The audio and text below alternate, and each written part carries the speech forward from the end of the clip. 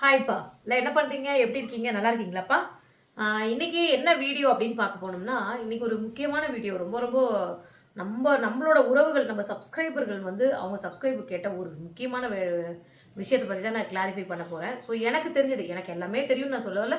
எனக்கு என்ன அனுபவம் நடந்ததோ அதுதான் அவங்களுக்கு நடந்திருக்கு. சரி வாங்க முதல்ல வீடியோக்குள்ளே போயிடலாம். வீடியோக்குள்ளே போகிறதுக்கு முன்னாடி நம்மளோட மாம் அண்ட் டாட்டர் 677 நம்ம சேனலை சப்ஸ்கிரைப் பண்ணுங்க, லைக் பண்ணுங்க, ஷேர் பண்ணுங்க, மறக்காம கமெண்ட் பண்ணுங்க, மறக்காம இந்த வீடியோக்கு ஹைப் கொடுங்க.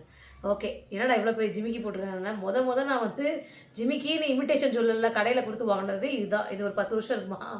10 வருஷத்துக்கு முன்னாடி நான் வாங்கினேன். 10 வருஷத்துக்கு மேலே நான் 7th படிக்கிறப்பெல்லாம் கூட இருந்துச்சு இது. நான் முத இமிட்டேஷன் ஜுவல்லரின்னு சொல்லிட்டு வெளியில் வாங்கின பெரிய ஜிமிக்கி இதுதான். அப்போல்லாம் எங்கேயாச்சும் போயிருந்தா நல்லாயிருக்கும். எனக்கு இந்த மாதிரி பெருசாக ஜிமிக்கி போட்டால் நல்லாயிருக்கும். இதெல்லாம் ஒரு இப்போ இதெல்லாம் நினச்சா கூட நம்மளால் வாங்க முடியாது கோல்டில். சரி ஓகே, நம்ம வீடியோக்குள்ளே போயிடலாம். என்ன இப்போ படிக்குமா, நம்ம சப்ஸ்கிரைபர் ஒருத்தவங்க நம்மளுக்கு ஒரு மெசேஜ் அமைச்சிருக்காங்க. அதாவது இன்ஸ்டாகிராம்லையா? இன்ஸ்டால ஃபாலோ பண்ணாதவங்க மறக்காம ஃபாலோ பண்ணிக்கோங்க. மாம் அண்ட் டாட்டர் 1908 அப்படிங்கிறது தான். நான் கீழே லிங்க் தரேன், கண்டிப்பா ஃபாலோ பண்ணுங்க. ஓகேவா? கீழே லிங்க் வேணா இதுல பேர் இருக்கும், நீங்க போட்டு கூட ஃபாலோ பண்ணுங்க. இந்த வீடியோக்கு ஹைப் கொடுங்க. ஹைப் பண்ணீங்கன்னா நம்மளும் ஹைப்பா போயிடலாம். படிக்கலாமா? சரி ஓகே, படிக்கலாமா? அவங்க பேர் சொல்ல வேணாம். 2 விஷயத்தை நான் சொல்லிடுறேன், என்னோட விஷயத்தை சொல்லிடுறேன். அம்மா என் பேரு சொல்லாதீங்க அப்படின்னு இருக்காங்க. ஓகே. எனக்காக இந்த மெசேஜை பார்த்து அதை ஒரு வீடியோவில் போடுங்க அம்மா. என் பெயர் சொல்ல வேண்டாம் ப்ளீஸ். என் குழப்பங்களை தீர்த்து வைங்க. நேற்று நைட்டு நான் தூங்கும்போது கனவுல வராகி அம்மனுக்கு வீடு ஃபுல்லாக விளக்கேற்றி வைத்து வழிபடுவது போல கனவு வந்தது. இது ஃபஸ்ட் டைம் இல்லை, ஏற்கனவே என் கனவுல வந்திருக்காங்க. அப்போ நான் கடவுள் கனவுல வந்தால் நல்லது தான் அப்படின்னு நினச்சிட்டு விட்டுட்டேன். நேற்று திரும்பவும் வந்தாங்க. காலையில் எந்திரிச்சதுல இருந்து கண்ணில் இருந்து கண்ணீராக வந்துட்டே இருக்குது. என்கிட்ட அம்மாவோட ஃபோட்டோ சிலை எதுவுமே இல்லை. நான் எப்படி விளக்கு மட்டும் ஏற்றி வழிபடணும்? பஞ்சமி திதி எப்போ வரும்னு கேலண்டரில் பார்க்கணுன்னு ஒரு வீடியோவில் சொல்லுங்க அம்மா ப்ளீஸ். எப்படி பார்க்கணுன்னு ஒரு வீடியோவில் சொல்லுங்கள். எனக்கு கல்யாணம் ஆகி 3 வருஷம் ஆகுது, இன்னும் குழந்தை பாக்கியம் இல்லை. நான் உங்கள் வீடியோஸை கண்டினியூஸாக பார்ப்பேன். ஓகேடா தங்கம். சரி, பொண்ணு வந்து பேர் சொல்ல வேணான்னு சொல்லிட்டாங்க. அவங்க கனவுல வராகியம்மன் ஒரு தடவை இல்லை 2 தடவை வந்திருக்காங்க. வீடு ஃபுல்லாக விளக்கேற்றுற மாதிரி வந்திருக்குங்க. ஸோ அவங்களுக்கு அந்த என்ன நடக்குது, என்ன வந்து நம்ம அவங்களுக்கு ஏன் இப்படி கனவுல அறிகுறி வந்திருக்குன்னு நான் முத வந்து பார்த்தீங்கன்னா இந்த விஷயத்த கண்ணை மூடிட்டே சொல்கிறேன். ஏன்னா அப்போ தான் நான் வந்து அப்படியே எனக்கு என்ன நடந்தது அப்படியே நான் வந்து, ஏன்னா எனக்கு கடவுளை ஒரு தடவை வந்தாங்க அப்படியே நடந்ததெல்லாம் கண் முன்னாடி வரும் எனக்கு. அதனால சொல்கிறேன். நான் வந்து இந்த மாதிரி வந்து வராகி அம்மனை வந்து முத நான் வந்து செல்ஃபோனில் பார்த்தேன். அப்படியே தேடி பார்த்தேன். அப்படியே அதில் நாட்டம் அதிகம் ஆச்சு, அதில் ஆர்வம் அதிகமாக போச்சு. எங்கெங்கே கோயில் இருக்குது சேலத்துலன்னு தேட ஆரம்பித்தேன். அதுக்கப்புறம் இதை வந்து அவங்கள எப்படி நம்ம வீட்டுக்கு கொண்டு வரணும், எப்படி அவங்கள வழிபடணும் அப்படின்றதெல்லாம் நான் வந்து ஒன்றா எப்படி, ஆனால் முறைப்படி தான் பண்ணியிருக்கேன் எல்லாமே. அதுக்கு நான் வந்து வீடியோ இருக்குது, அதை நம்ம அப்லோட் பண்ண, நம்ம அந்த ஐயர் வச்சு. ஆமாம்மா ஆல்ரெடி இருக்குது, இதில் போடல, நம்ம இதில் போடல. அப்போ நம்ம யூடியூப் இல்லை, அதனால் வீடியோ இருக்குது.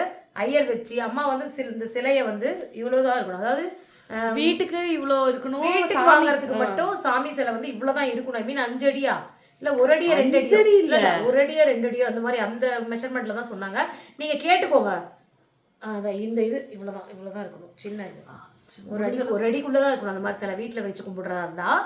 ஸோ அந்த மாதிரி அம்மா வந்து அப்படி தான் வந்து நான் போய் மங்களில் சிலையாக தான் வாங்கிட்டு வந்தேன். ஒன்றும் இல்லை, அந்த சாமியோட சக்தியெல்லாம் எதுவுமே அப்போ இருக்காது, சிலையாக இருக்கும். அம்மா வந்து சிலையாக வடிவமைச்சிருப்பாங்க.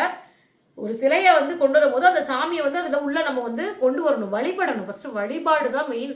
இந்த மாதிரி கனவு வந்து அது என்ன அறிகுறின்னு கேட்டால், நான் வந்து இந்த மாதிரி சாமி அங்கங்கே தேடுறேன். வராகி அம்மன்னா இப்படி தான் இருப்பாங்க, வராகி அம்மனுக்கு இதுதான் வைக்கணும், வராகி அம்மனை இந்த டைமில் தான் கும்பிடணும், பகலில் உறங்கி இரவில் விழித்திருப்பவள் காவல் தெய்வம், வீரம், எந்த இடத்துலையும் பயப்படாத தைரியம், தன்னம்பிக்கை, நேர்கொண்ட பார்வை, எதிர்நோக்கு பார்வை, எதிரிகளை வந்து துவம்சம் பண்ணிடுவாங்க. அப்படியே அப்படியே சதன் வதம் பண்ணி போட்டுருவாங்க.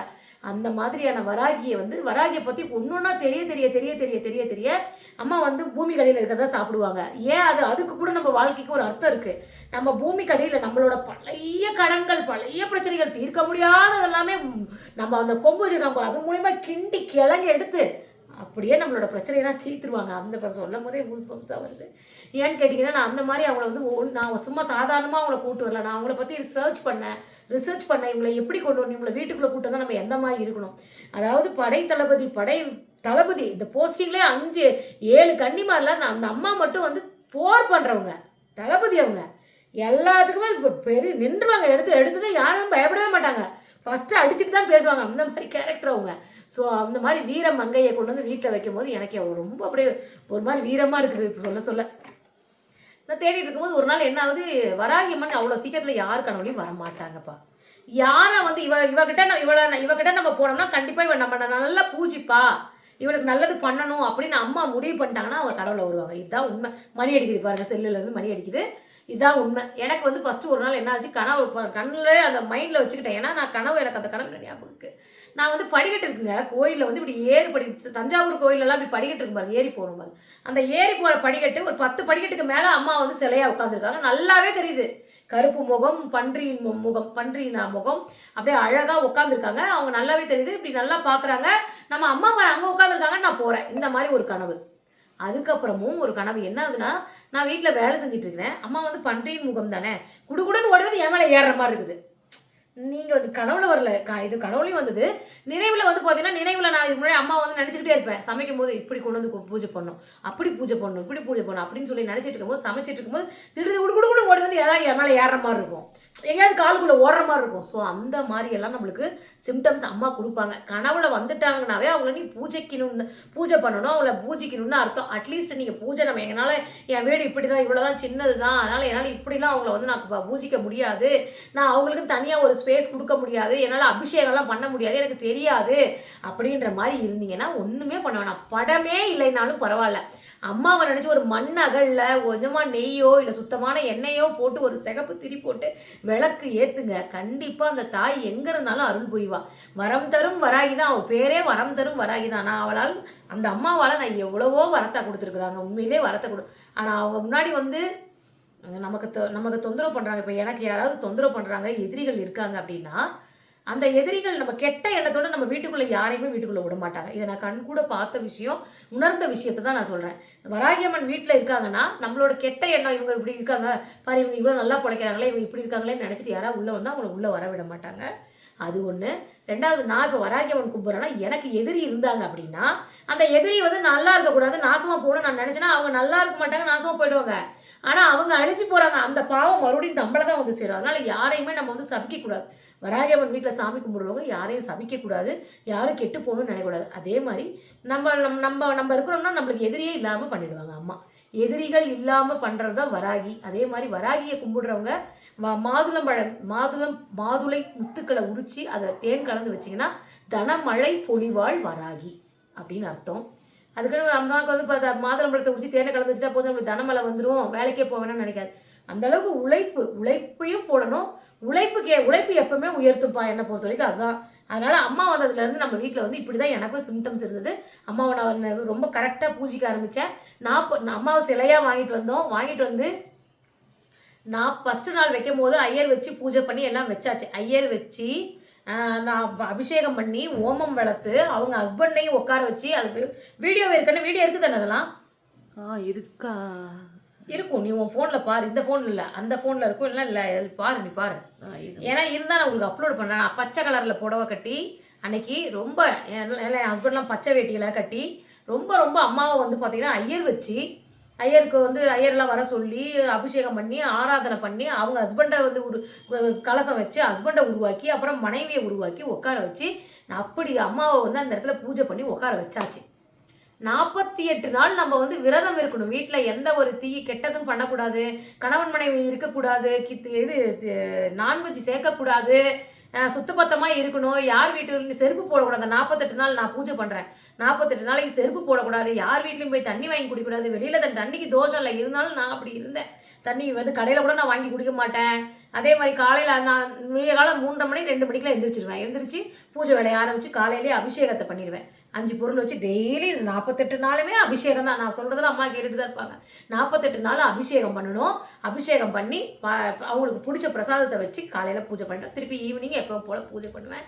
அதே மாதிரி ஒரு நாள் ஒரு விஷயம் நடந்தது. நான் ஒரு 2-3 வீடியோவில் சொல்லியிருக்கேன். ஒரு நாள் இப்படி படுத்துட்டு இருக்கேன்.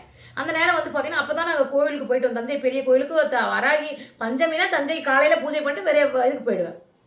தஞ்சை பெரிய கோயிலில் வராகியை போய் அங்கே போய் தேங்காய் தீபம் போட்டு வருவோம். ஒரு நாள் கோயிலுக்குலாம் போயிட்டு வந்து இப்படி சோபாவில் தான் நைட்டு ஒரு மிட்-நைட் ஒரு 12-12:30 படுத்துட்டு இருக்கேன். அப்போ இப்படி ஹஸ்பண்ட் இப்படி வந்தாங்க. வந்தோடனே அப்போ வந்து அந்த சாமியோட சத்தம் அப்படின்னு கேட்டுச்சு. இது ஒரிஜினலான சத்திய வாக்கு சொல்கிறேன், நான் வந்து உண்மையாக உணர்ந்ததான் சொல்ல. அந்த அம்மா முழிப்பாங்க, நைட்டில் முழிச்சிட்டு இருக்காங்க. இப்படி விளக்கு எரிஞ்சிட்டு, காலையில் ஏற்றிட்டு போன விளக்கு எரிஞ்சிட்டு இருக்குது. நான் இங்கே படுத்துட்டு இருக்கேன், இங்கே படுத்துட்டு சரி கோயிலுக்கு படுத்து இப்படியே படுத்துக்கலாமே அப்படின்னு சொல்லி சோபாவில் படுத்துட்டு இருக்கேன். அப்போ அப்படின்னு ஒரு சத்தம் கேட்டுச்சு. இது உணர்ந்த உண்மையை தான் நான் சொல்கிறேன். ஸோ அதனால் வராகி கனவுல வந்தால் சுபிக்ஷம், தைரியம், எதிரிகள் தொல்லை நீங்கும், குடும்பத்தில் சந்தோஷம் உருவாகும். வராகி அம்மன் நினச்சி உங்களால் பணம் கூட வாங்க முடியலனாலும் ஒரு மண் அகல் விளக்கில் இந்த மாதிரி கும்பிடுங்க. அதே மாதிரி பஞ்சமி தேதி எப்போ வரும்னு கேட்குறீங்க, இதோட முடிச்சுக்கிறேன். பஞ்சமி தேதி வந்து அமாவாசை முடிந்து வர 5வது நாள் வளர்பிறை பஞ்சமி, பௌர்ணமி முடிந்து வர 5வது நாள் தேய்பிறை பஞ்சமி. அதுதான் அது இப்படி தான் நம்ம பஞ்சமி தேதி நம்ம பார்க்க முடியும். சரிங்களா? இதுதான் வந்து வராகி அம்மனோட இது. இன்னொரு விஷயம் சொல்லிடுறேன், நான் வந்து தைப்பூசத்தன்னைக்கு பால் குடம் எடுக்கிறேன். வெள்ளிக்கிழமையிலேருந்து விரதம் 3 நாள், வெள்ளி சனி ஞாயிறு அன்னைக்கு பால் குடம் எடுக்கிறேன். அன்னைக்கு அந்த வீடியோ வரும் பாருங்கள். நான் 3 நாள் விரதம் எடுக்கிறேன். எல்லாருக்காகவும் வேண்டிக்கிறேன். ஜெய் வராகி, வெற்றிவேல் முருகனுக்கு அரோகரா.